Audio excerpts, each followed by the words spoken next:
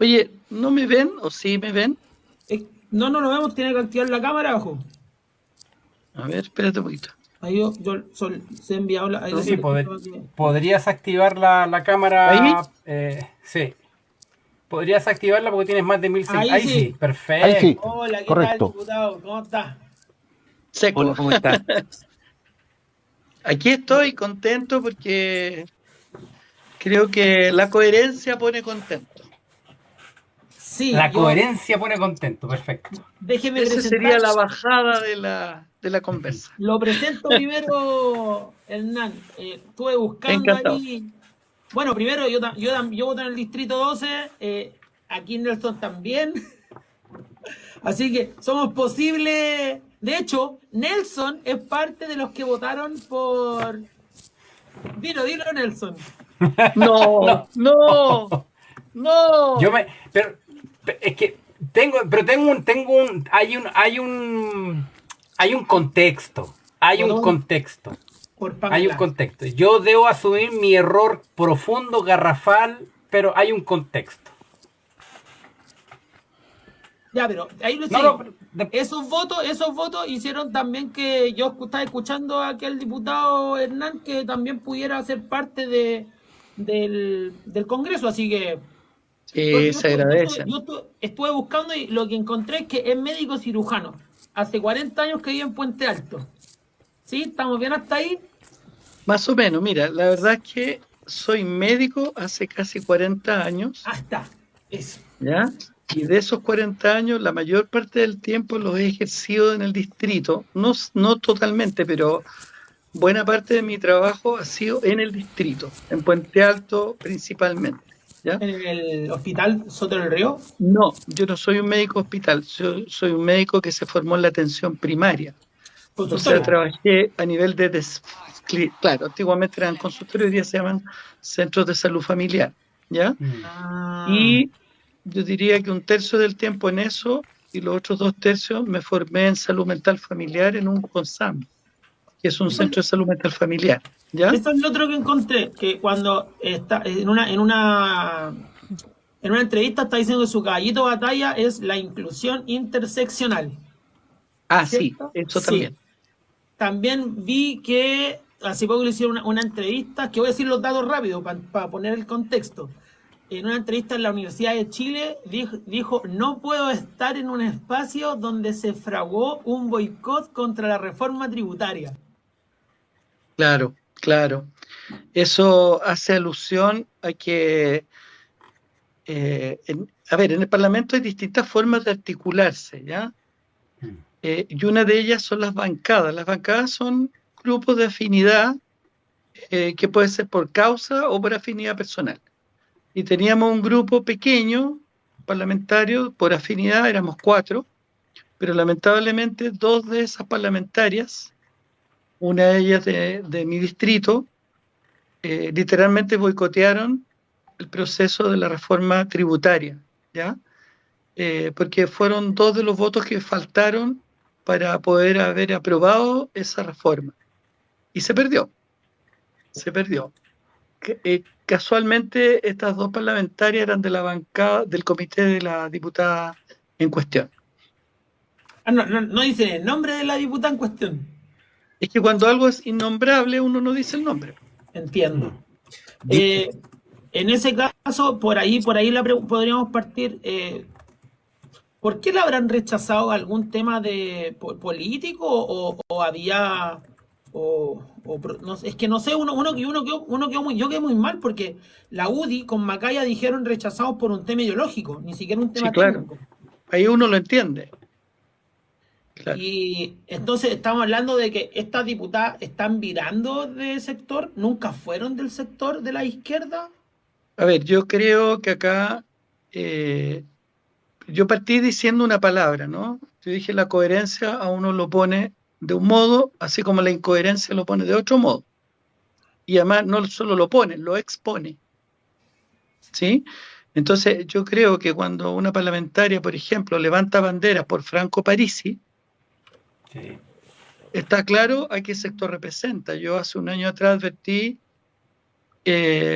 que esta parlamentaria estaba muy cercana al Partido de la Gente y que el Partido de la Gente es un partido que tira hacia la derecha, salvo cuando la oportunidad... el Partido de la Gente es un partido bastante oportunista, ¿eh? Ellos están donde convocan. Entonces, si lo que convoca es el buquelismo, ellos van a ser buquelistas. Víctor Jara nos representa muy bien. Usted no es Sí. ni chicha ni limonada. Ni chicha ni no nada, claro. Víctor Jara. Sí, lo que convoca es, por ejemplo, no sé, los retiros, entonces ellos van a estar por los retiros. Y de hecho, si tú los revisas individualmente, tienen cada uno como un caballito de batalla, ¿no?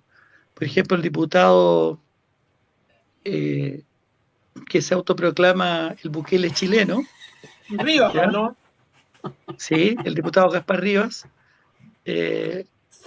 él sería feliz si estuviéramos llenos de cárceles. Habla, por ejemplo, para referirse a los manifestantes de la Plaza Dignidad, habla de mandriles mononeuronales.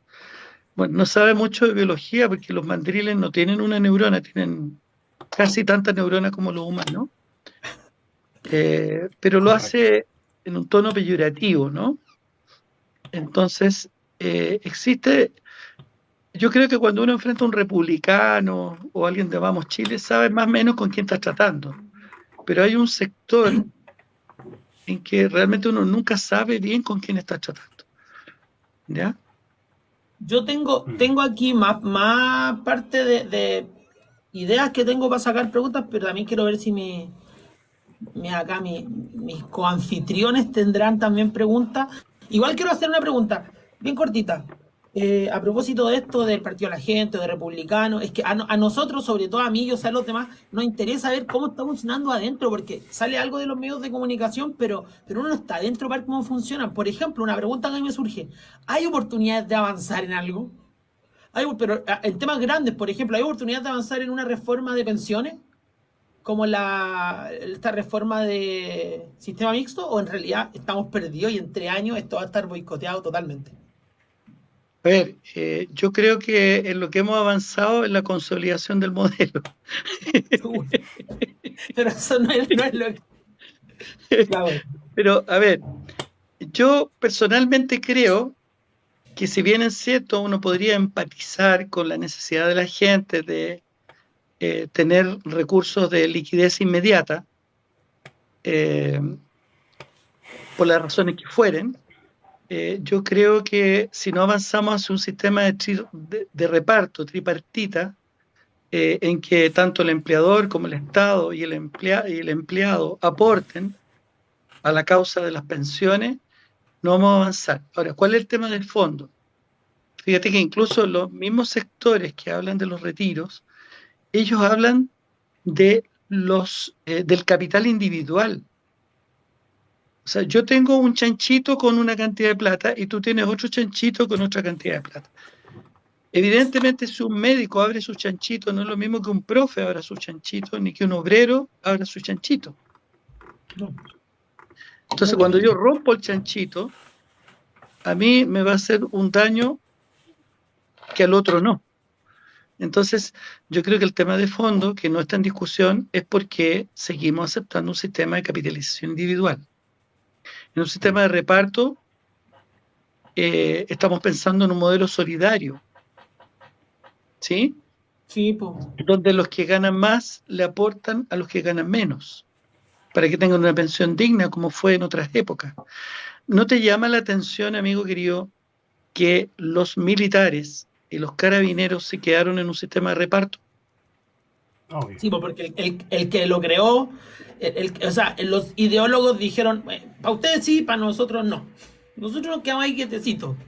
Pero además hay otra maniobra detrás de eso, es asegurar a las Fuerzas Armadas y de orden de manera de que se identifiquen con el sector que las, digamos, respaldó, claro.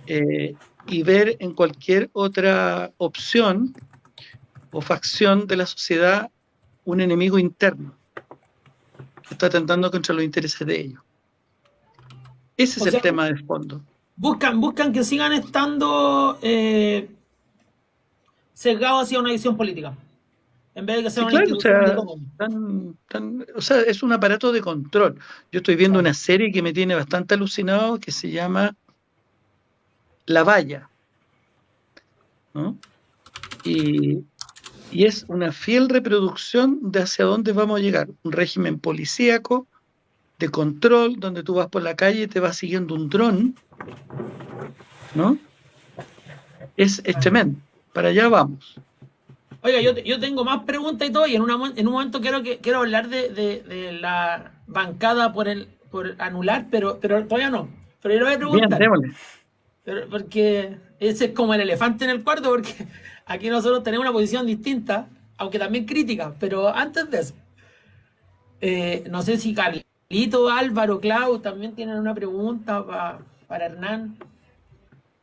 Adelante. Hola, diputado. No, sí, yo quería hacerle dos Hola, preguntas. Una Álvaro. de tema administrativo y la primera pregunta es de tema administrativo, que básicamente es que, bueno, ahora usted que no está en esa bancada, se unió a otra bancada porque es importante estar dentro de una bancada en el Congreso para temas, como digo, Ah, administrativos. Álvaro, lo que pasa es que tienes una confusión, amigo. Te la voy a aclarar Ya, al tiro. ya, Se tienden a usar como sinónimos la palabra bancada y comité.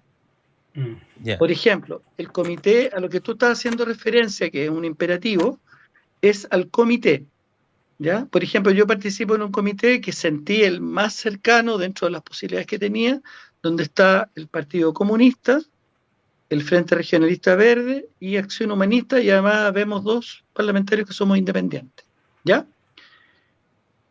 Tiende a veces a hablarse de la bancada, refiriéndose a ese ámbito. Pero en estricto rigor, la bancada no es una alianza administrativa, es más bien una alianza táctica en que se juntan un grupo de personas. Por ejemplo, suponte que yo dijera, mira, la causa nuestra va a ser Alto Maipo. Y yo digo, vamos a armar la bancada por Alto Maipo. Y junto parlamentarios de distintos sectores que les interesa la causa de Alto Maipo. Incluso en una bancada podrían haber personas de sectores diametralmente opuestos, pero que convergen en un interés respecto a una faceta en particular. ¿Ya? El comité, en cambio, es una alianza político-estratégica, porque tú ahí, yo no voy a estar en un comité con la UDI, ni con el Partido de la Gente. Por otro lado, es efectivo lo que tú dices, Álvaro. O sea, si uno no está en un comité, no tiene cómo negociar, entre comillas, o acordar, me gusta más esa palabra, las comisiones que son de su interés. Mientras más aislado esté uno en el Congreso, menos posibilidad tiene de acceder a las comisiones que son de su interés. Todos los parlamentarios y parlamentarias pueden participar de dos comisiones. Por ejemplo, a mí me interesaban salud, por razones obvias, y derechos humanos y pueblo originario. Pero no habría podido acceder a ellas si hubiera estado aislado o en un comité más pequeño. ¿Ya? Entonces ahí es donde se produce, pero tiende lamentablemente a usarse bancada y comité como sinónimo.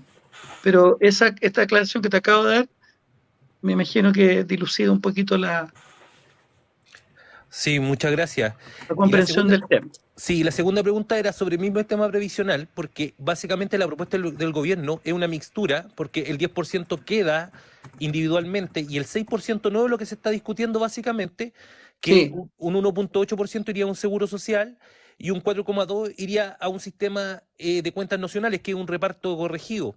¿Usted aprobaría esa fórmula? claro, mira, lo que pasa es que acá lamentablemente estamos dimensionados por la lógica de la medida de lo posible. Para mí hubo un acto político muy simbólico, que es cuando el presidente inaugura la estatua de Patricio Elwin en el frontis de la Moneda. Entonces, la lógica de hacer las cosas en la medida de lo posible es la que está instalada hoy día. Entonces, frente a esta disyuntiva, uno se ve lamentablemente hoy día en el escenario de votar por lo menos malo. Entonces, cualquier cosa que se proponga probablemente va a ser menos mala que la que ya está. Porque lamentablemente el proceso que vivimos, que se frustró, es el que iba hacia las grandes transformaciones. El proceso que estamos viviendo no va hacia las grandes transformaciones. Claro que incluso esto probablemente va más allá de la voluntad del propio presidente de la República, ¿cierto? Sí, Elwin no pidió el pronunciamiento militar, pidió un golpe militar. Alguien comenta ahí. Entonces, ¿qué es lo que pasa? Que hoy día hay que tener claro que este gobierno, suponiendo que fuera de izquierda, radical, radicalmente de izquierda, está cogobernando con la concertación. No nos olvidemos que parte de este gobierno, que son mis amigos del PC, fue parte de lo que se llamó Nueva Mayoría, que fue una concertación ampliada. Finalmente, son gobiernos que sucesivamente lo que hicieron fue administrar el modelo y hacer cambios de maquillaje, no fueron cambios profundos. Entonces, yo creo que, bueno, llegado el momento, uno va a tener que evaluar entre lo que está y lo que se está ofreciendo y optar por lo que sea mejor, ¿no? Se me ocurre que lo que Álvaro estaba planteando, sin duda, es un avance, pero no es la gran transformación a la que uno aspiraría. No sé si te respondo, Álvaro, tu inquietud. Sí, diputado, sí, sí, totalmente. Es Gracias. política real, que es lo que básicamente se hace. Claro, hoy día están así las cosas, ¿eh? Sí, Gracias, Claudio. Nelson, o sea, Carlito. Sí. ¿Cómo está, doctor? O como Encantado, Carlos. dijo, hola, Hernán. hola. Sí, lo que pasa es que vengo llegando de ayudar en unos exámenes a mi papá que está por acá. Eh, Así que estuve relacionado hace poco con un médico. Exámenes de Mire, salud. de salud, sí. Sí, Le quería preguntar eso de la medida de lo posible, porque la gente, a ver, si analizamos el resultado del plebiscito del 88, para que se fuera Pinochet, o sea, los que votaron no, fueron 3 millones. Para que Pinochet se quedara 8 años más, fueron 3 millones. ¿Dónde estuvo la diferencia? En los miles. Ahí tenemos ¿cierto?, un mapa del Chile del 88, que no difiere sí. mucho del mapa de la última elección presidencial. Recordemos que en la primera vuelta el que salió primero fue Kast. ¿Ya? Así es. Por lo tanto, mi diagnóstico siempre ha sido que tenemos una población relativamente conservadora, y que el chip que la dictadura impuso durante 17 años fue profundo. ¿Ah? Entonces, yo creo que la política de lo posible es porque tenemos una población que le gusta esa política, que se probó con el resultado del 88 y se probó con el resultado de la primera vuelta presidencial, la última. Eh, a pesar de eso, bueno, por acordarme en salud, ¿no es cierto?, está el tema del plan auge, está el tema de la ley Ricardo Soto, está el tema de la gratuidad de los tramos 6D en FONASA. Se ha ido avanzando de a poquito, pero se ha ido avanzando y yo creo que queda mucho. En el 4 de septiembre, para ese plebiscito, yo tuve una autocrítica muy grande, incluso antes de la votación, en el sentido que teníamos problemas graves. ¿Cuáles eran los problemas graves? Las listas de espera, las pensiones de pobreza para nuestros viejos, el tema del agua y el déficit de vivienda, que más o menos son 650.000 viviendas y no más. Entonces, cuando se le empezaron a agregar cosas que podríamos haberlas visto después, porque ya tenemos firmado el convenio 169 con la IT respecto a los pueblos originarios y otras cosas, yo fui autocrítico. Yo dije que la mayoría de la población no iba a entender eso. Y de hecho, con Nelson, que está más arriba, llevamos una estadística de la gente que votó rechazo. Yo alcancé a encuestar alrededor de 80 personas, y de esas 80 personas, 60, por ejemplo, votaron rechazo por plurinacionalidad. 60.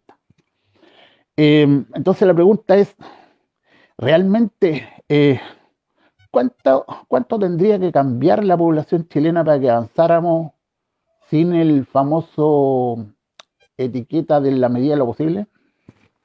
Mira, Carlos, primero, antes de contestarte, alguien comentó, ya se me pasó, Carlos creo que se llamaba también, que en Chile no impera la propiedad, perdón, no impera el proletariado, sino que la propiedad. Yo tengo un concepto, que vivimos una dictadura del propietariado.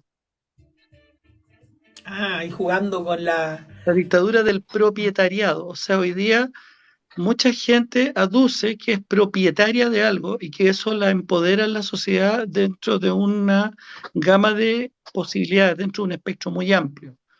Entonces, hay mucha gente que, por ejemplo, aduce que tiene casa propia, pero en realidad la casa no es propia. la casa pertenece a la banca. Si esa Claro. persona eventualmente se queda sin trabajo, o su pareja, o ambos, probablemente la casa va a ir a remate.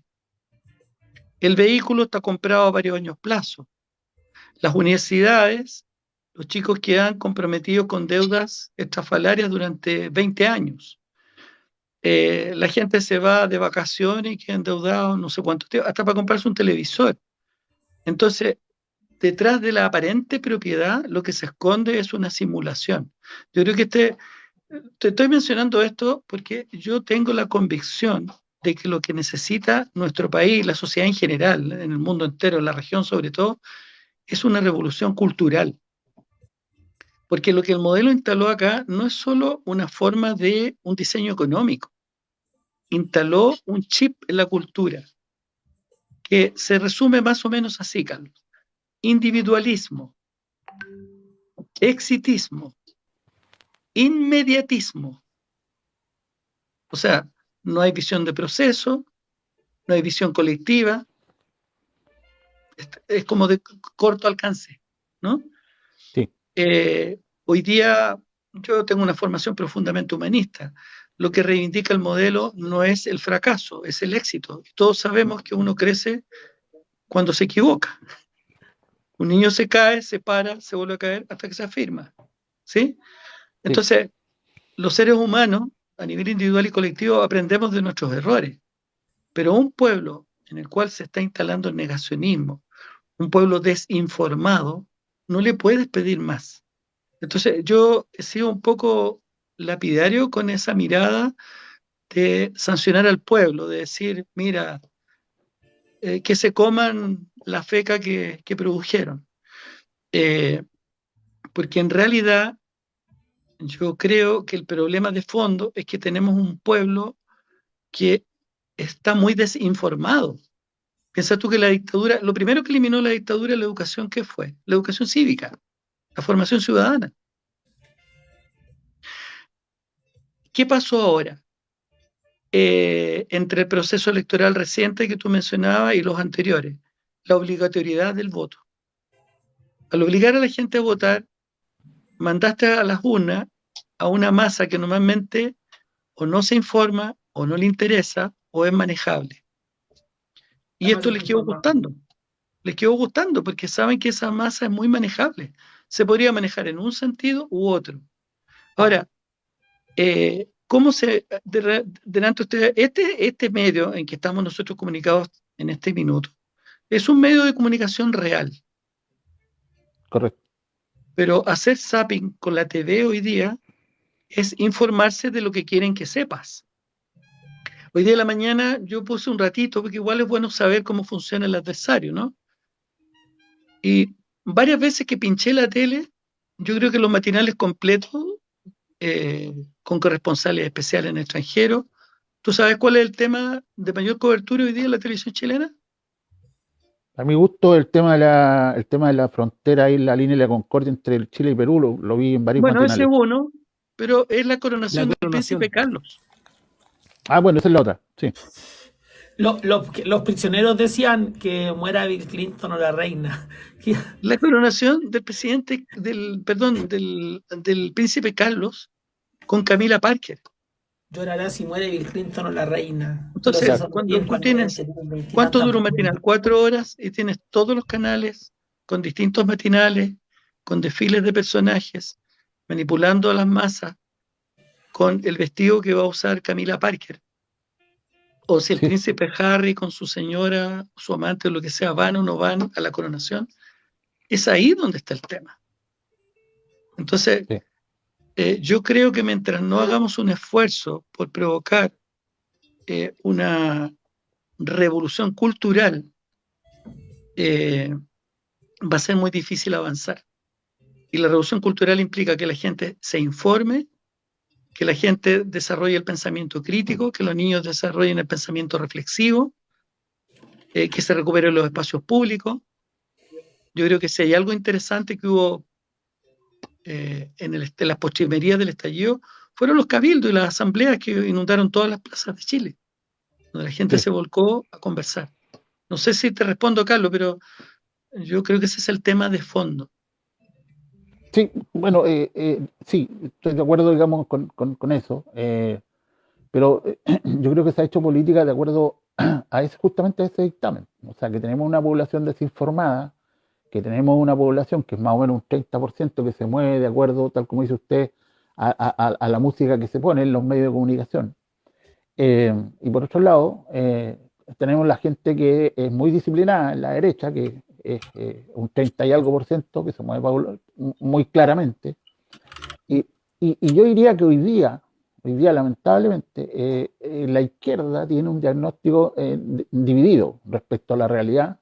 Por lo tanto, corregir, digamos, y iniciar esta pelea cultural a la que usted aludía, va a ser una tarea larga, va a ser una tarea larga y por eso yo creo que lamentablemente los gobiernos que algo quieren hacer, lo hacen en la medida de lo posible y lamentablemente mi diagnóstico es que estos problemas que son urgentes, como las listas de espera, las pensiones, el tema del déficit de la vivienda o el agua, son temas que van quedando porque lamentablemente son los que deberían atacarse primero. Pero bueno, no hay voluntad política por un lado, de una parte grande de Chile. De hecho, en Petorca ganó el rechazo. Es un ejemplo de cómo está la cosa. Gracias, doctor. Sí, Carlos, tú decías que venías con tu papá. Mira, piensa tú, yo he tenido una batalla eterna. ¿Cómo se denominan las personas que se atienden en los servicios de salud? Pacientes, Paciente. pacientes. Eso ya te da una pista. O sea, es un ente pasivo frente a una persona o un equipo o un servicio que no te olvides que el poder no solo lo da el dinero, lo da la información Correcto. y los medios de producción. O sea, cuando tú tienes los medios de producción o los medios de comunicación o cuando tú manejas la información, tienes el control total. Los economistas dicen que la demanda en salud es inelástica. O sea, el prestador, el oferente, maneja su libre albedrío al necesitado. Si yo te digo que tu papá, por ejemplo, no sé qué problema tiene tu papi, pero si yo te dijera que tu papá tiene una enfermedad peligrosa, te recomendara un examen de alto costo y te dijera dónde te lo tienes que ir a tomar, ni hablar si fuera tu hijo menor, lo más probable es que tú no te atreverías ni siquiera a cuestionar la opinión del facultativo. Eso significa que la demanda es inelástica. Entonces, yo controlo a quien demanda mis servicios, a mi libre albedrío. Y hoy día la colusión que hay en el ámbito de la salud, ya que nos metimos en ese tema colateralmente, es del terror. Yo renuncié a todas estas pegas porque tú vas a un servicio y se dan todas las variables que estamos hablando. Entonces, el que te atiende te dice, mire, usted se va a tener que tomar este examen en el lugar que yo le indique y me lo va a tener que traer en tal plazo y si no, yo no respondo. Como no estamos tratando del auto, sino que estamos tratando de la salud de una persona con la cual tengo yo un lazo afectivo, lo más probable es que yo no me atreva a enjuiciar aquello. Lo que la gente no sabe es cuánto les pasan por debajo, Sí. por volúmenes de examen, por derivaciones. Sí, yo ¿Entiendes? Entonces, no me gustaría alargarme, solamente decir pero que es terrible. en la familia nos hemos ido dando cuenta de ese diagnóstico que tiene usted respecto a la medicina y hemos acostumbrado ya a dos cosas, a la segunda opinión, no solamente la opinión de un solo facultativo, y segundo, tenemos un facultativo amigo de la familia que De nos confianza. recomienda por sí o por no algunos temas. Así que sí, es verdad lo que usted Por dice. eso que yo volvería, Carlos, al médico de cabecera. Yo he sido toda mi vida médico de cabecera. El médico de cabecera es casi un pariente, es como la tía del jardín. Claro. ¿Eh? Es alguien de confianza, que no te va a estafar, que no te va a hacer tomar decisiones inadecuadas, que no está pensando en él, está empatizando con tu dolor. Correcto. Gracias, doctor. Claudio, dale ahí quien sigue. Encantado. Sí, le quiero ver. Clau, ¿quiere también hacer algunas preguntas, alguna inquietud? Sí, quiero tomando el tema de salud. Hola Hernán, buenas Hola noches. Claudia. Quiero seguir en el tema de la salud. Em, bueno, de acuerdo a los acontecimientos que vienen este fin de semana de votaciones, bueno, hemos sabido que hay un candidato de Partido Republicano, que no voy a decir su nombre porque no le voy a hacer publicidad, que este señor piensa y defiende a las ISAPRES y insta a que a estas instituciones se les ayude con recursos del Estado para que sobrevivan, ¿cierto? En su experiencia como médico, como doctor, ¿cómo ve usted cómo podemos organizar, cómo podemos mejorar este sistema de salud sin que existan las ISAPRES? Porque la derecha está haciendo una campaña horrible con respecto a esto. O sea, y dicen, ¿qué va a pasar con esa pobre gente? Perdón, la pobre gente son ¿cuántos? ¿2 millones de personas? Que 3 no digo millones. que, ya, no digo que ellas tengan que no existan o que no importen, pero sin embargo, el gran número de chilenos está en FONASA. Yo personalmente estoy en FONASA hace muchos años, pudiendo estar en una ISAPRE, pero no lo he hecho porque creo que no es consecuente, no sería consecuente con mi discurso. Y tengo Cla- FONASA hace muchos años. Pero ¿cómo ve usted esa forma y cómo cree usted que podemos mejorar este sistema? Porque la derecha se está llenando la boca con que las esperas están siendo más largas, etcétera, etcétera, etcétera. ¿Cómo ve usted esa solución para el sistema de salud en nuestro país? Bueno, lo primero, Claudia, que quiero decir aquí con mucha claridad y fuerza es que yo nunca he tenido otro sistema previsional que no sea FONASA. Lo felicito. Nunca, no. He atendido gente de ISAPRES, pero yo nunca he tenido otro sistema previsional. A ver, yo creo que lo primero que habría que, volviendo al ejemplo del papá de Carlos, si me disculpan, yo creo que el tema de la salud no se va a cambiar en forma relevante si no se cambia el protagonismo de las personas que son destinatarios de los sistemas de salud, los usuarios y las usuarias. O sea, eso es una primera cosa. Afortunadamente hay muchas experiencias comunitarias donde la gente se está organizando. Eso les permite entender sus temas de salud, proporcionarlos, dimensionarlos y también dar batalla. O sea, dejan de ser pacientes y pasan a ser agentes. Esa es una primera cosa así bien general.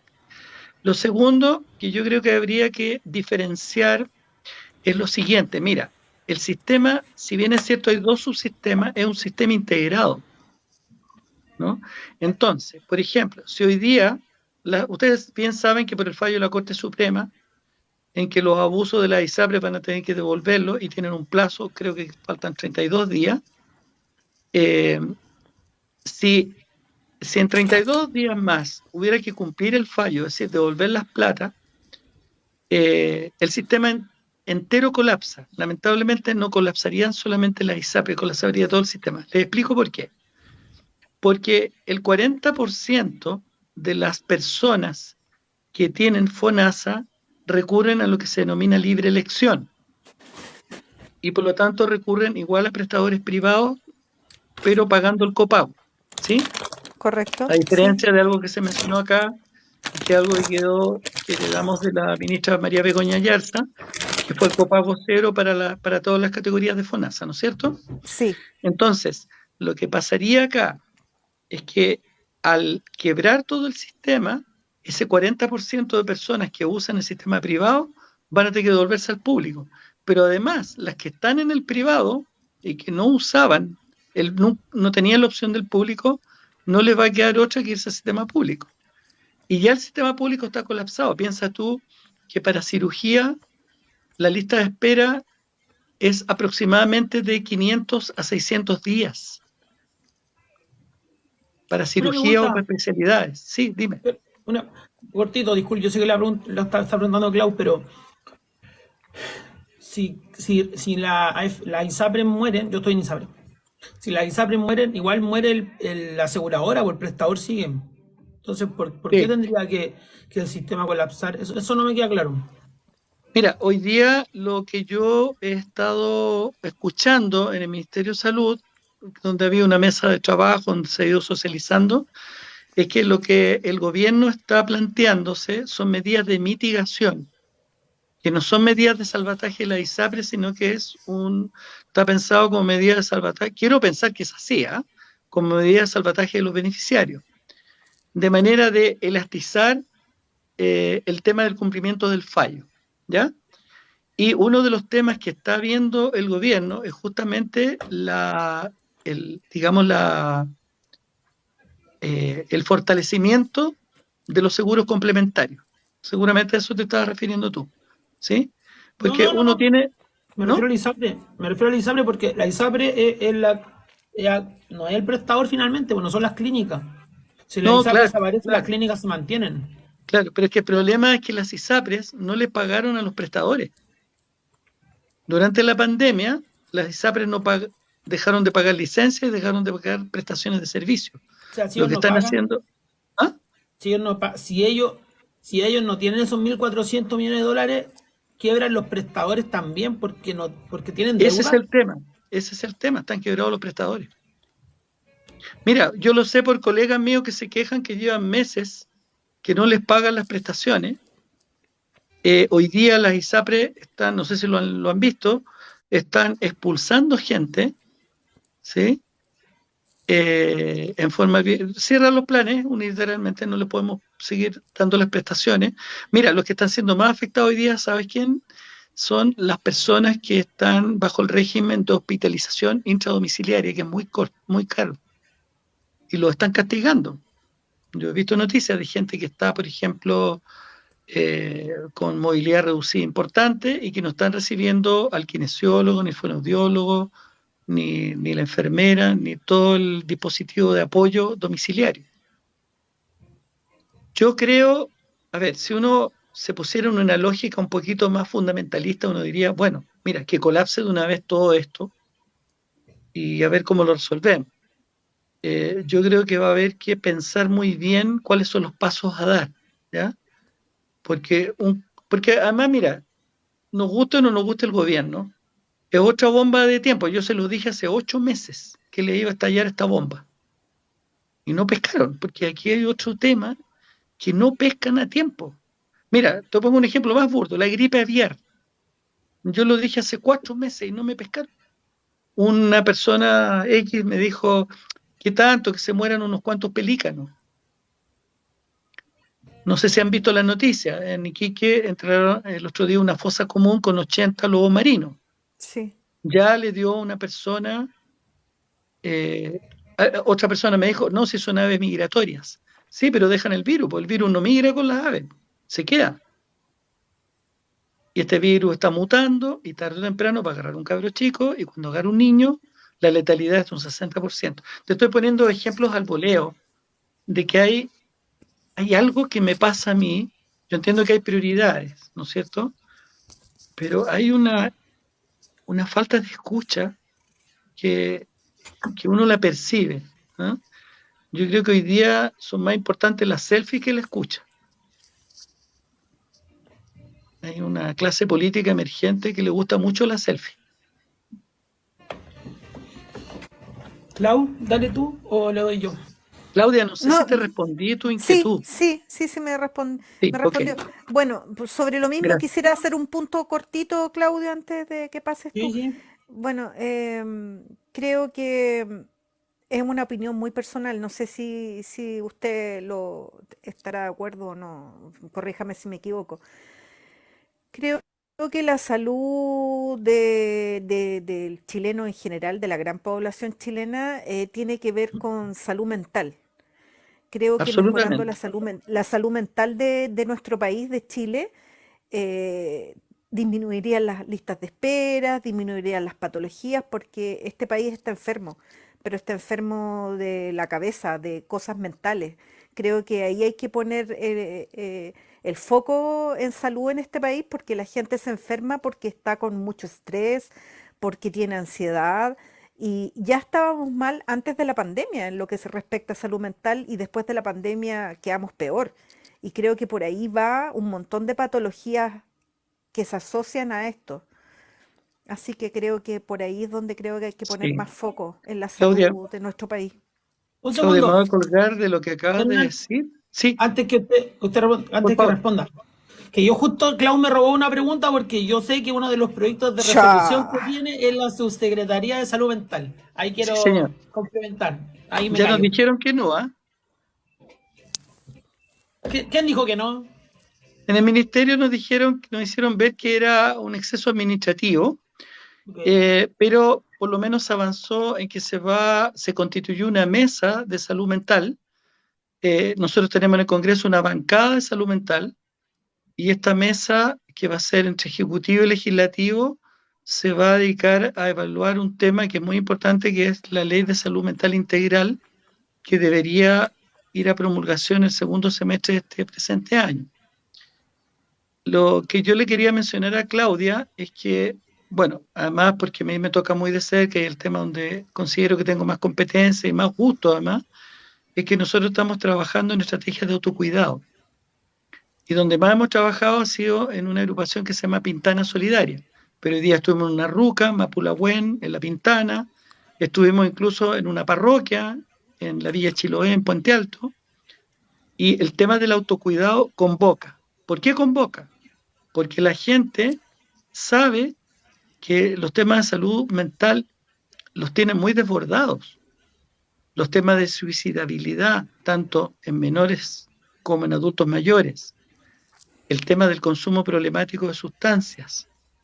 El tema de los trastornos emocionales, las crisis de pánico, la depresión, la angustia, los trastornos del sueño, etcétera, etcétera, que son probablemente conceptos que al irlos mencionando no deben ser muy ajenos al conocimiento común y corriente de todo el mundo, son una realidad.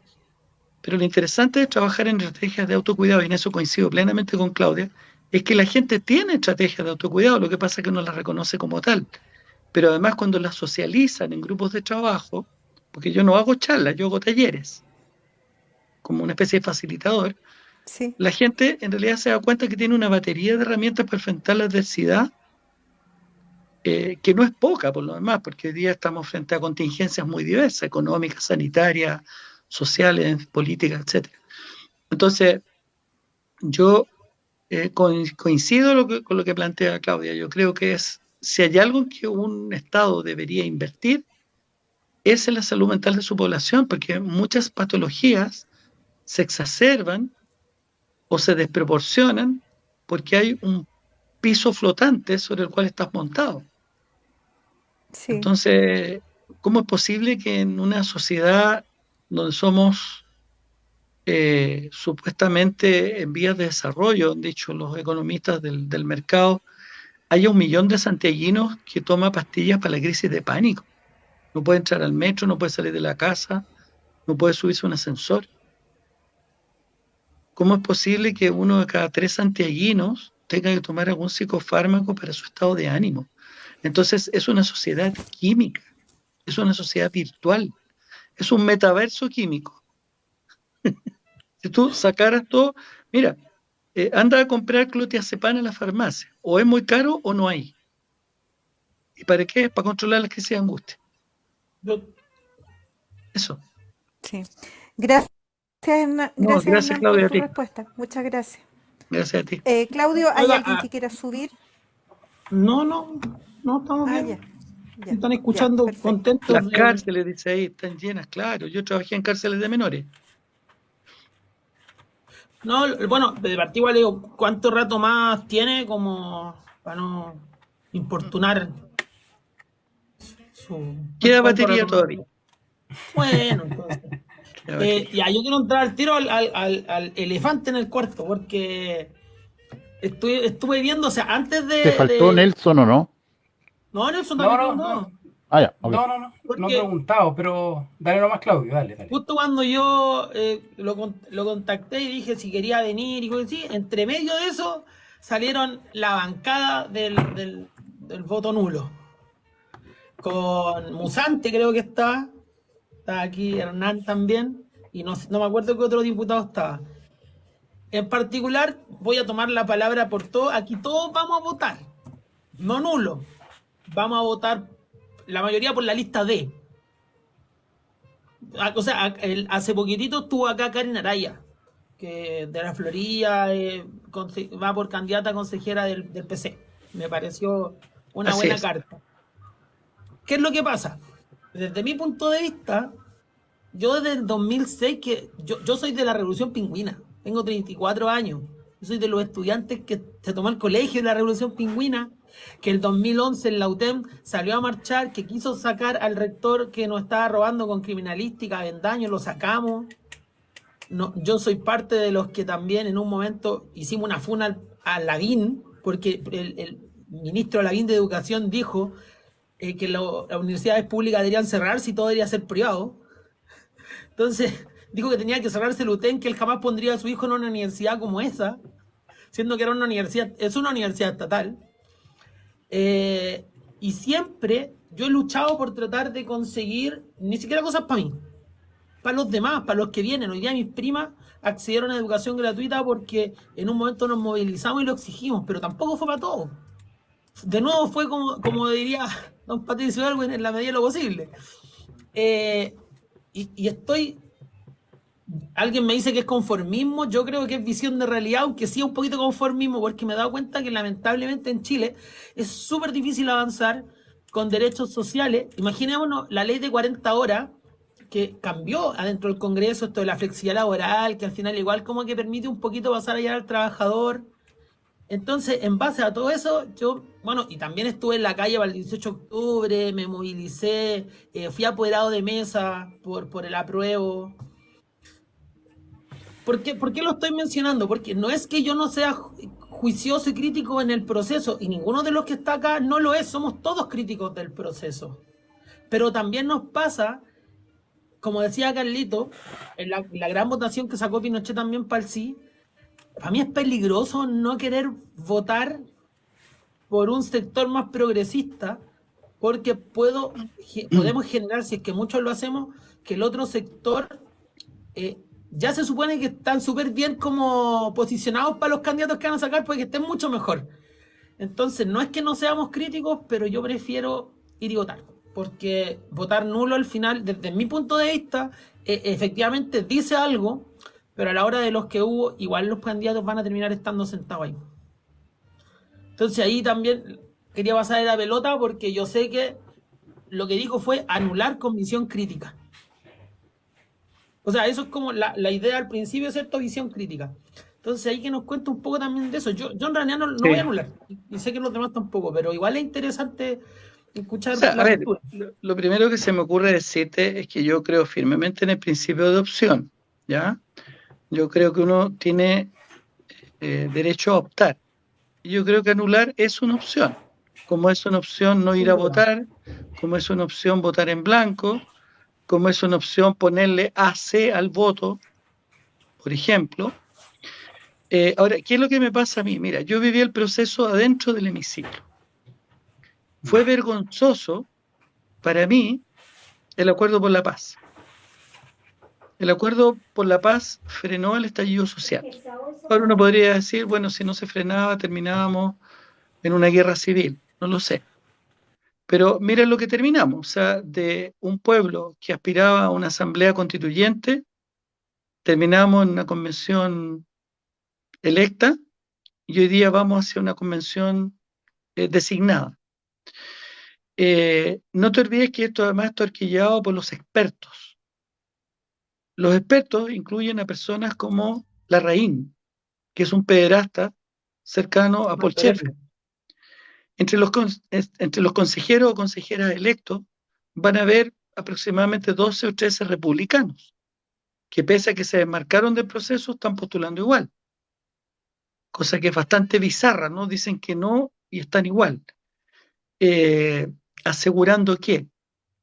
Entonces, mi opinión es que cuando yo vi que en el hemiciclo se habían puesto de acuerdo 120 parlamentarios, porque para mí, mira, yo ayer, el fin de semana, fui a un evento para mí sacro, ponerle al velódromo del Estadio Nacional el nombre de un amigo detenido desaparecido, ciclista, Sergio Tormes Méndez. Yo te digo, amigo, que si tú escucharas los discursos de odio, te voy a nombrar una persona de derecha, de la UDI, Cristian Lavé, que lleva un año impidiendo que avance junto a los republicanos, coludido con los republicanos, un poquito menos de Bópoli, coludidos para impedir que avance la versión 2.0 de la ley Samudi, o sea, avanzar en el tema de la no discriminación, cuando su único objetivo ha sido obstruir esa comisión. Censuraron 3 veces a Lorena Pizarro. Sí, lo leí. Entonces, ¿me puedes decir cómo se va a sentar la gente del sector de Lorena Pizarro? Porque guardo una gran estima y cariño con la gente del sector del señor Lavé a redactar una constitución. Víctimas y victimarios. No nos olvidemos que en Chile hay todavía miles de personas que no se sabe su paradero, incluido mi amigo Sergio Tolmen. El negacionismo que viene de estos sectores es brutal. O sea, ellos son transfóbicos, son homofóbicos. Sean personajes como Cristian Araya han osado levantar la mano para decir que los detenidos desaparecidos son un invento de la izquierda. Entonces, mira, los humanistas tenemos, yo vengo del humanismo, una máxima histórica: no te sientes junto a un desarmador de cadáveres. Entonces, para mí este es un tema moral, no un tema político, es un tema moral. Laura Rodríguez Ricomini, que fue muy amiga mía, que desapareció a tu edad, a los 34 años se murió de cáncer, decía que no hay una crisis moral, hay una moral en crisis. Y acá lo que subyace este proceso es una moral en crisis. Entiendo las aprensiones, entiendo los temores. Mira, te voy a llevar un poquito más atrás, amigo. Antes del estallido, durante 30 años, asistimos a un chantaje histórico. Si tú no votabas por la concertación o por la nueva mayoría, eras poco menos que pinochetista. Hoy día están diciendo lo mismo. Hoy día están diciendo, léase el Mercurio del fin de semana recién pasado, que anular es hacerle el juego a la derecha. Y yo digo, sentarse a conversar con los victimarios no es hacerle el juego a la derecha. Si finalmente, mira, fijaron bordes, no se corran de aquí. Finalmente los expertos van a proponer algo, los otros van a votar y después va a venir el tercer organismo y va a decir, mira, ¿sabes qué más? No. Y capaz que falta que lo manden al Tribunal Constitucional. Mira, aquí el ideólogo de la UDI, que hoy día se va a sentar con el Partido Comunista y el Frente Amplio a redactar la Constitución, Jaime Guzmán Errázuriz, ¿qué dijo? Lo hice de tal manera que aunque ganen van a perder. Eso dijo. Entonces, hoy día para mí este es un dilema ético. Y creo yo que me asiste el derecho de mandar una señal, por tenue que sea, que diga, mira, habemos 1000 personas que nos atrevimos a anular este proceso. ¿Te fijas? Pero entiendo los temores, la aprensión y todo aquello.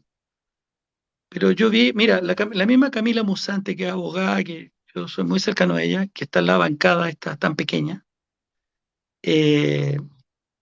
puso 51 indicaciones al actual proceso. Y estaban todos de acuerdo. De todas las indicaciones que se produjeron, revísenlo. Está en acta. No pasó ni una. O sea, esto estaba cocinado. Estos son los bordes, estos son los 12 puntos, y de aquí no nos va a mover nadie. ¿Quiénes lo suscribieron? Desde la UDI hasta el PC. Yo no lo suscribí. Por lo tanto, mal me podría hacer eco de algo que yo tampoco he suscrito. ¿Te fijas? O sea, Pero igual, mis razones son morales. pero a ver, usted antes estaban junto al Partido Humanista, ahora, bueno, después se fue a Acción Humanista, Tomás Hirsch, yo no sé qué Yo relación no tiene. estoy con Acción Humanista. No, sí sé que no están ahí, sí sé que no está, yo sé que está en el Partido Humanista, puso su militancia como en pausa, pero, y yo digo que un sector se fue, que fue Acción Humanista. Sí. Ellos también deben tener también un tema desde sus valores, desde su concepción como de vida, de amigos que también les mataron, pero tomaron sí la decisión de apoyar el proceso. Sí. Sí, hay diferentes factores que están jugando ahí. Sí, sin duda, ¿no? Sí, es complejo. Pero ellos optaron por seguir este proceso. Mi amigo Tomás Hirsch, a quien le tengo mucha estima, años atrás tuvo una publicidad histórica cuando era candidato presidencial, donde él salía en su cocina, en su casa, en Las Condes, preparando una tortilla. Me acordé de que micro toma Tomás, me acordé de eso. Sí, yo tuve la micro de Tomás. Ah, sí. Claro, me subía con un maletín en el Hospital Salvador. La canción la hizo Nancy Torrealba. Eso es lo que les puedo decir. Yo entiendo que es complejo, pero yo ya tomé mi decisión. Camila Sí. también la tomó, Karim Bianchi también la tomó. Hay otras razones, ¿eh? Detrás de esto se esconden, mira, cuánta plata se mueve al hacer el voto obligatorio. Por cada voto femenino, 1.500 votos, por cada voto masculino, 1.200 votos. Ese es el escenario futuro. ¿Por qué la clase política quiere excluir a los independientes? Que fue una cosa que se instaló en el estallido y que finalmente la anularon. Porque te van a obligar a pertenecer a una facción política y a recibir órdenes de partido. O sea, quieren eliminar los díscolos. Bueno, dentro de la propuesta que se está haciendo por los expertos, se pone mucha más fuerza a que no existan díscolos. Pues si una persona se va del partido, el partido puede meter a otro diputado y adiós que te vaya bien. Así es. Nelson tiene una pregunta. Ya, bueno, ahí está mi pregunta. Yo quería hacerla porque me interesaba desde la posición, porque la entiendo, ¿no? Una posición como. Es que, ¿sabe por qué lo estaba preguntando? Porque acá hay mucha gente que dice, yo anulo y después rechazo, y en realidad no tiene un contexto detrás, no hay una sustancia. Entonces, me interesaba conocerlo porque yo creía que, desde el sector que viene, que tenía que haber una sustancia detrás. Bueno, hay un contexto histórico, hay toda una vida que lo lleva a tomar esa decisión. Entonces me interesaba escuchar como desde esa visión, no el nulo como vacío, sino que con la carga semántica que viene. Ojo, disculpa que va a haber un plebiscito salida. ¿Sí? ¿Y qué pasa si se rechaza la propuesta? O sea, es que lo más probable, o sea, a ver, y con esto le doy el paso a Nelson. El número mágico, por lo menos para tener un tercio desde las fuerzas progresistas, son 21. Porque 20 es un tercio, pero se necesita un tercio más uno. Sí. Claramente, si no se sacan 21 y se sacan menos 20 o menos, es probable que en realidad yo desde ese momento ya esté súper inclinado por no querer aprobar, porque sé que el resultado va a ser menos que en la medida de lo posible. Entonces, mi voto de salida y el de todos los que estamos acá, yo lo sé porque lo hemos conversado, no está decidido desde ya. Vamos a leer. Claro, pero imagínate, tú estás pensando en la posibilidad de de votar por alguna opción por la que obviamente se acerque más a tus convicciones, pero con la clara posibilidad después de rechazar pese a ello. Entonces te fijas que mira, hay una película de Jack Nicholson de los años 70 que es extraordinaria. Atrapado sin salida. Es que sí. Es que es súper difícil. Y hay otra muy buena, situación. que es una serie muy recomendable. Yo en las vacaciones con mi compañera me estuve leyendo a Mayol, que son las 50 leyes del poder. Entonces yo creo que hoy día es bueno sentarse a ver El Padrino. Abogado, dice una. Cómo funciona el poder. Sí. Ahora sí le doy el paso a Nelson, que tenía una pregunta. No, Gracias, gracias Claudio. ¿Cómo estás, Hernán? Mucho gusto, un agrado conversar contigo. Me encantó todos tus argumentos que pones con respecto al tema de votar a nulo. La verdad que, como bien dice Claudio, tiene mucha sustancia. Te quiero contar un poco mi historia para que podamos conversar un poco en por qué razón voy a ir a votar este domingo y no voy a votar nulo. Que yo podría tener las mismas razones morales que lo que dices tú, porque para mí es un sistema inmoral por donde se le vea.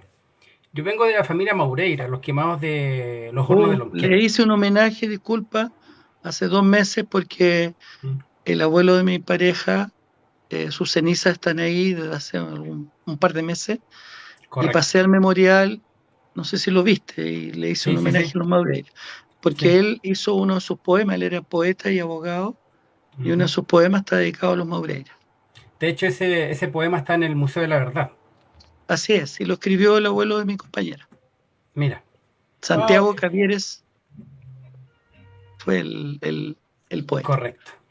Entonces, bajo toda esa carga histórica que tengo yo en mi cuerpo, yo podría perfectamente estar absolutamente alineado con lo que tú dices, porque para mí este es un proceso absolutamente inmoral.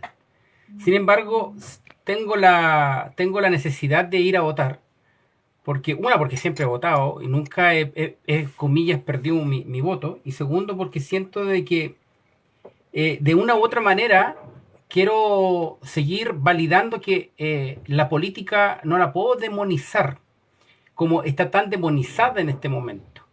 El Congreso tiene un 3,2% de aprobación. O sea, estamos hablando de menos del 5%. O sea, prácticamente no nos representa el Congreso. Entonces, más que preguntarte, Hernán, porque yo escucho en tus palabras, incluso siento por ahí a un Patch Adams dando vuelta. Ahí Lo conocía, mira. tiene un hijo chileno. Eso no lo sabía. Mira, bueno.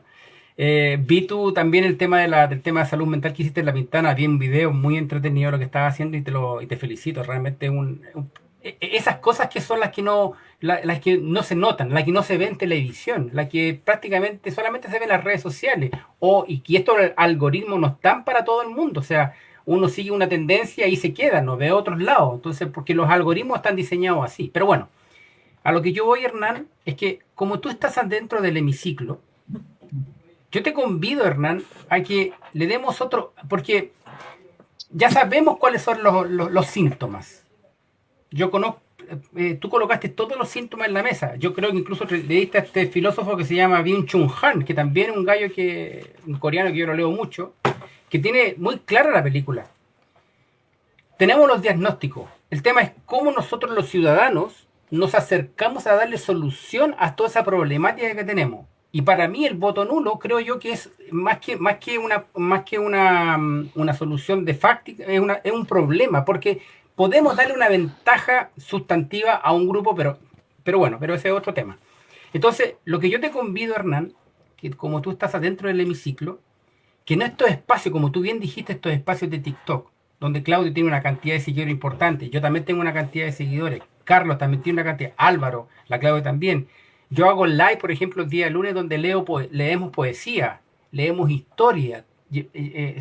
Todos los días lunes a las 9 leemos. Entonces, ¿cómo podemos traer a estos diputados, a estos senadores, a estos espacios a conversar con la gente y poder darle un nuevo auge a la política que está tan alicaída? Razón por la cual tenemos estos analfabetos políticos, como dice Bertolt Brecht, que lo dice clarito. Bertolt Brecht lo dice clarito. ¿Cómo traemos este nuevo aire a la política? Porque si bien es cierto, este proceso es espurio, todos los apelativos negativos, estamos totalmente de acuerdo. En algún momento tenemos que volver a recuperar estos espacios. Tú lo dijiste, estamos en un concepto de la revolución cultural. En Estados Unidos, estimado Hernán, llevan ya más de 1.700 libros prohibidos por los estados que están controlados por los republicanos. Por los republicanos, la misma lógica que hay acá. Libros, por ejemplo, prohibidos de Leonardo da Vinci. ¿Qué tiene Leonardo da Vinci? Libros como 1984. Libros como, por ejemplo, lo tengo anotado acá, el Cómo matar a un ruiseñor, que es un clásico. Esos libros están prohibidos en algunos estados en Estados Unidos y los están aumentando eso. Entonces, puede que haya una pregunta acá. ¿Cómo yo traigo nuevamente, Hernán, que la política debe ser presentada al ciudadano que está ahí, ese analfabeto político? Y estos espacios donde tú estás con nosotros conversando, de verdad yo soy primera vez en mi vida que me siento a conversar con un diputado de la República. Así de tú a tú. Y eso me parece sumamente valioso para poder recuperar a lo mejor esos espacios que lo perdimos. Perdimos esos espacios. Entonces, yo te convido también, Hernán, a que, como estás dentro del hemiciclo, tú, en tu entorno a tus diputados puedan venir a conversar con nosotros, puedan participar en estos espacios, porque es la única manera, creo yo, ese es mi análisis personal, que podamos en un futuro cercano volver a abrir las grandes alamedas. Sí, mira, Nelson, yo tengo una una cosa como de formación personal, más que política, que es, yo diría, un atributo, que es la sociabilidad, ¿no?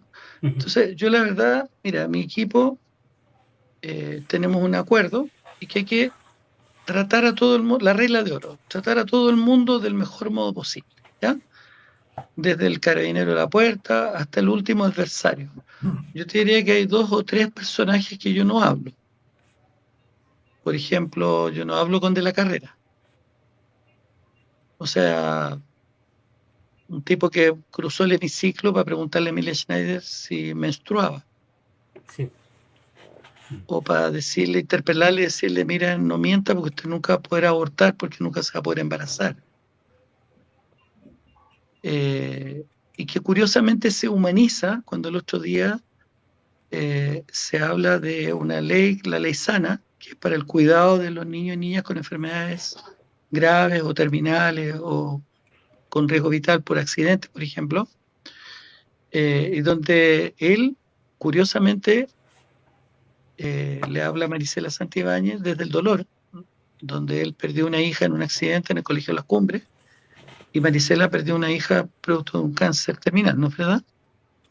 Entonces, yo he visto momentos en el hemiciclo donde las personas más de lo que nosotros denominamos antihumanistas se humanizan, o sea, muestran una beta humana, ¿no?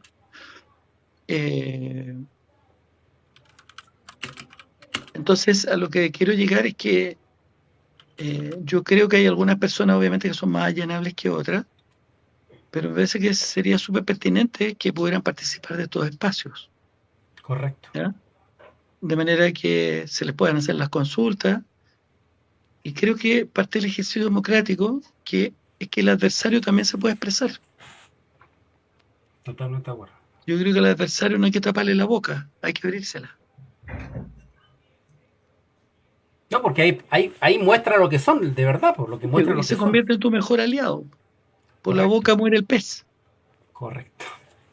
Entonces, bueno, no sé, es una metáfora, pero yo creo que sí, yo sí puedo, feliz de cooperar, como servir de puente o de vínculo. Yo creo que hay mucha, mira, yo he visto las caras también de la gente. He hablado con personas que son muy de izquierda y que están pasándola muy mal, porque viven en una permanente contradicción. Y yo creo que si hay algo que no le puede pasar al ser humano y que yo no quiero que me pase a mí, es entrar en contradicción, porque cuando tú entras en contradicción te traicionas a ti mismo. Es como el resabio de ese tipo que estaba protestando frente al Parlamento inglés, dentro de una multitud, y frente a una tormenta se fueron todos para la casa y él mantuvo su mote ahí en alto. Entonces el periodista le dijo, ¿y usted quiere cambiar solo al mundo? Y el tipo le dijo, no, yo solo quiero que el mundo no me cambie a mí. Entonces, yo creo que en este minuto es necesario que algunas voces, o sea, voces, que hay que dar algunas señales de que hay gente que está pensando, porque no es que yo no quiera una constitución para Chile, lo que pasa es que no quiero que sea hecha de esta manera, quiero que sea hecha de otra manera. Por eso, Hernán, creo yo, y aquí termino, yo te insisto, la política está demasiado demonizada y hay un sector político que se ha prestado para esto y ha debilitado de manera brutal la democracia. Razón por la cual tenemos facilidades para atraer a populistas al mercado. El populismo está a niveles atroces. Incluso, Tú como recién, dices, Milton, decías, mira, tú recién decías que el Congreso tiene menos de un 5% de aprobación. Si esa máxima fuera real, el Congreso debería estar proscrito. Correcto. Porque quieren instalar la idea de que quien tenga menos de un 5% de representación caiga en la clandestinidad. O sea, ¿te fijas la paradoja? Estoy de acuerdo contigo. Bueno, eso. Es una paradoja. Bueno, Hernán, te quiero agradecer haberme escuchado y haber analizado un poco este tema. Te quiero dejar con nuestra gran amiga Loretito. Perdona. Son dos cosas cortitas. Y termino, Claudito. Lo único que te pido nomás, Hernán, que por favor lleves esto al hemiciclo y a los que te rodean ahí, para que a ver si puedan venir a conversar con nosotros, porque es muy interesante conversar con los diputados de la República. Gracias, Hernán. Voy a decir 4 cosas. Primero, yo creo que ya con Loreto yo creo que estamos ok, porque para no hacerlo tan extenso y todo, porque igual ha estado súper buena la conversación. La batería ya está en el límite. Con Loreto terminamos. Yo solo quiero decir que hay una lógica que es agudizar las contradicciones y que entonces rechazando terminamos agudizando las contradicciones y terminamos ya volviendo y encauzando tal vez unos cambios sociales de verdad. Ahora, a mí siempre me ha preocupado que la agudización de las contradicciones nos lleva un periodo en el que las personas siguen pasándolo mal. Y tampoco, ese dolor lo voy a seguir teniendo. Otra cosa que les quería decir, aprovechando lo que dijo Nelson, sobre TikTok, recordemos que personas como el diputado Otuiti tiene TikTok, lo abre en vivo y se le salen frases como esa manga de comunista. Lo he escuchado porque he estado cerca de él cuando lo dice.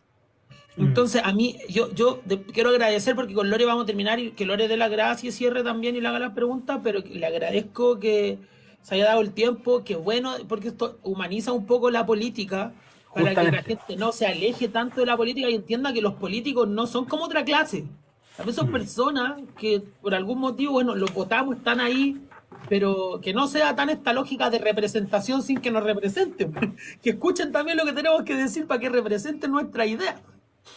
Y el cuarto punto es que recordemos lo que dicen las ciencias sociales, que todo es territorio y esta red social es parte del territorio. Aquí también se hace vida política. Así que es importante que por aquí también nos acompañar. Ojalá pudiéramos avanzar hacia un modelo de democracia real, participativo, porque esta democracia, tal como tú lo dices, es representativa. Y hay un proyecto de ley que duerme en algún cajón del Congreso, que era la ley de responsabilidad política. Si lo quiere avanzar más, revocación de cargos de elección popular por incumplimiento de promesas de campaña. Duerme. El sueño de lo injusto. Aquí le voy a dar entonces el paso a Loreto, que es otra amiga. Espero que esta conversación haya sido grata. Para nosotros sí lo fue. A ver si otra vez también viene y conversamos más adelante, cuando hayan pasado más cosas. También me gustaría poder escribirle por interno de repente, o al Ale se llama. Alejandro. A ver si de repente tienen otro diputado que de repente quisieran ir a conversar. Eso, una horita es algo súper como un ratito, a esta hora. Una conversación amena, para saber más o menos cómo van. Y como le digo, para acercar la política también a personas como nosotros que somos súper políticas. Ahora sí, entonces le doy a Loreto, agradeciendo también que haya venido aquí a conversar un rato con nosotros. Y Loreto, una gran amiga también, así que Lore, ¿cómo estáis? Muchas gracias. Hola, buenas noches. Hola, buenas noches, diputado, ¿cómo está? Buenas noches, bien, gracias. Un poco difónico, pero bien. Sí, eso lo estaba escuchando. Bueno, yo llegué medio tarde, pero más que nada estuve leyendo parte de su biografía. Y hay unas partes que me llamó mucho la atención y que lo encuentro bastante bonito. Voy a leer una parte de lo que yo encontré. Si estoy equivocado, usted me lo hace saber. Dice acá, inició su trayectoria política durante su juventud al unirse al movimiento humanismo universalista. En la década de los 80 llegó a vivir a la comuna de Puente Alto y se destacó como activista de derechos humanos, participando activamente en ollas comunes, en la pastoral obrera, en campamentos y en visitas a presos políticos. Fue parte de la fundación del Partido Humanista y la gestión del plebiscito de 1988. Y bueno, y dice que usted todavía usted sigue obviamente en comisiones permanentes en derechos humanos con pueblos originarios y obviamente referente a lo que usted que es doctor a la salud. Es más que nada, muy bonita esa parte la encontré yo, porque usted ha estado más que nada ahí donde, como decimos todo Chile, donde las papas queman, ha visto la realidad ahí en mí, o sea, ahí a pie, constante con gente de población, en ollas comunes y lo demás. Eh, eh, ¿Usted no siente que de repente cierto sector ha estado ensuciando lo que realmente significan los derechos humanos? Con decir siempre que los derechos humanos defienden, por ejemplo, a los delincuentes. Esa es como mi pregunta. Y Loreto, no escuché felicitarlo. la última parte, por Oh, favor.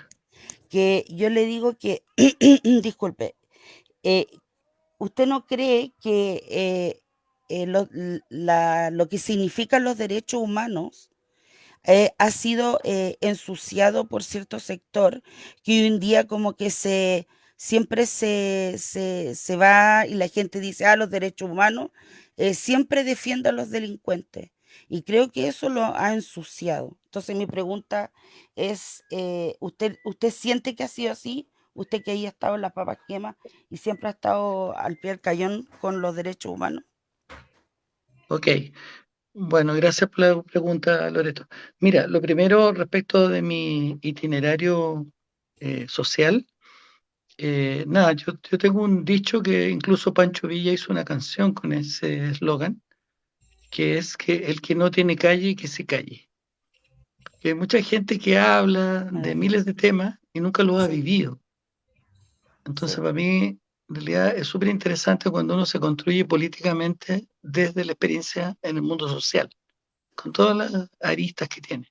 claro, Respecto de la delincuencia, yo creo que hay que diferenciar el delito de la violación de los derechos humanos.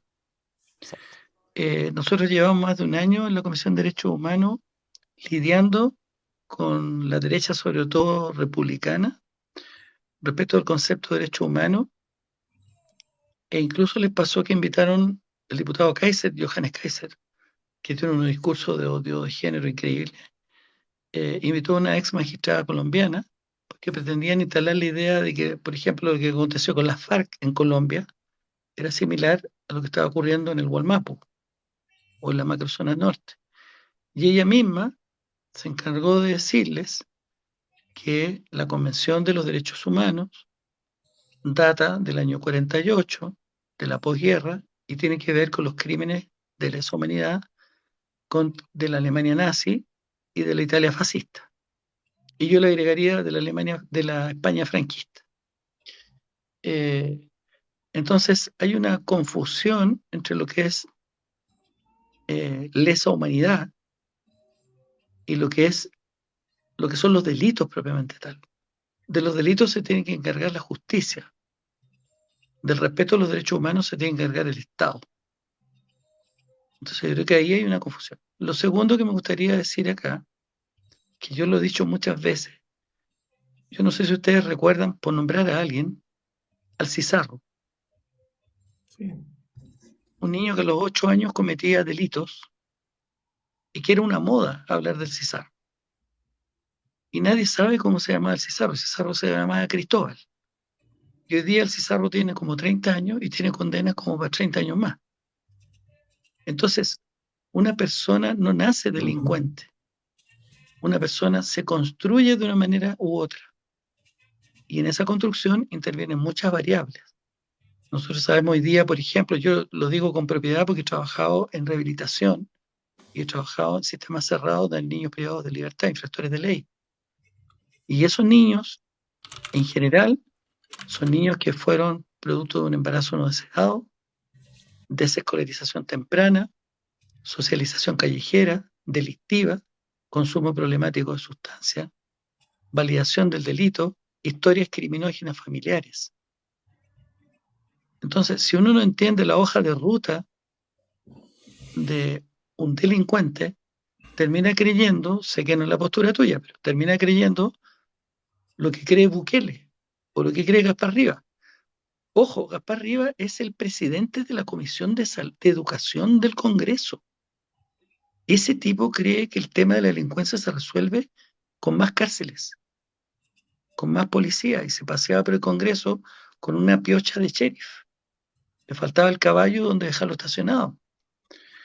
Entonces, yo creo que el Estado y la sociedad tienen que hacer esfuerzos. A propósito de lo que ustedes están diciendo y algo que habló Claudia antes, que yo le respondía que nosotros estamos trabajando en estrategias de autocuidado, yo estoy convencido de que el autocuidado no solo cuida la salud de las personas, sino que cuida la interacción entre las personas.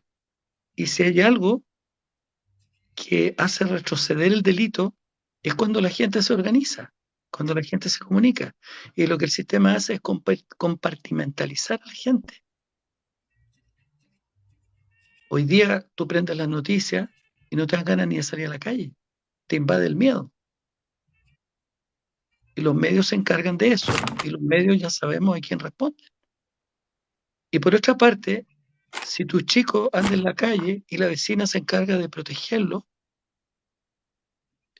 porque deja de ser tu hijo, pasa a ser un hijo de la sociedad y de la comunidad, probablemente los factores de riesgo a los cuales ese niño se va a exponer van a desviar esa hoja de ruta. No sé si me explico, pero nadie nace delincuente, la gente se construye.